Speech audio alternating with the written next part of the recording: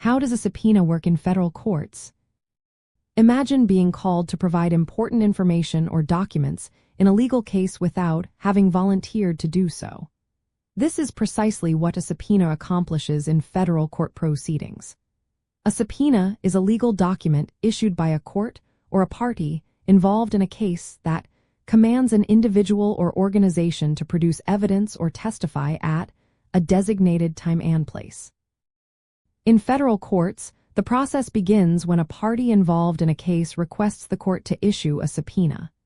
The subpoena must be properly drafted and include specific details such as the case name, the names of the parties involved, and a clear description of what is being requested.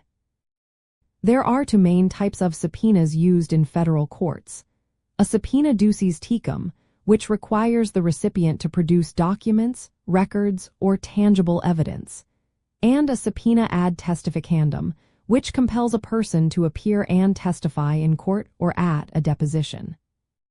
Once the subpoena is prepared, it must be served to the individual or organization targeted. Service of process is typically carried out by a person who is not involved in the case and is at least 18 years old. This individual delivers the subpoena in person, ensuring that the recipient receives it directly. Proper service is crucial because it establishes that the recipient has been officially notified of their legal obligation. Recipients of a subpoena are legally obligated to comply unless they have a valid reason to object.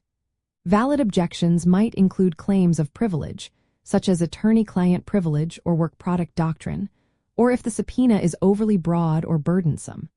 If a recipient believes the subpoena is improper, they can file a motion to quash or modify it with the court, which asks the judge to cancel or alter the subpoena's requirements. Failure to comply with a subpoena without a valid legal excuse can result in contempt of court charges. This can lead to penalties such as fines or even jail time.